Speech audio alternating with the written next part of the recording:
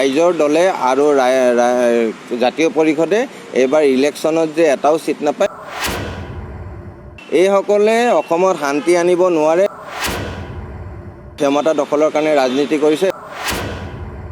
ৰাইজৰ দল হৈছে বা কি কয় জাতীয় পৰিষদ, এইসকলে অসমত শান্তি আনিব নোৱাৰে, তেওঁলোকৰ নিজৰ হেৰিৰ কাৰণে ক্ষমতা দখলৰ কাৰণে ৰাজনীতি কৰিছে। ৰাইজৰ দলে আৰু জাতীয় পৰিষদে এইবাৰ ইলেকশ্যনত যে এটাও সিট নাপায়, আমি খিলঞ্জীয়া মুছলিমে অনুধাৱন কৰিছোঁ। তেখেতসকলৰ যেনেকৈ ফিল্ড আছে, আমাৰতো এটা ৰাইজৰ লগত সংস্পৰ্শ আছে। আমিতো সৰুৰ পৰাই ৰাজনীতিত জড়িত হৈ আহিছোঁ। সেই হিচাপে আমি বিভিন্ন পক্ষৰ লগত আলোচনা কৰি গম পাইছোঁ যে ৰাইজৰ দলৰ হয়, মানুহ মিটিঙত হয়, মই মিটিং কৰিলে মোৰো মিটিঙত মানুহ হ'ব, কিন্তু মই যে MLA জিকি আহিম সেই মিটিংখনেতো নুবুজায়। গতিকে তেওঁলোকৰ মিটিঙত মানুহ হৈছে, আহিব, কিন্তু তেওঁলোকে যে MLA এটাও পদ নাপায় সেইটো ধ্ৰুৱ সত্য।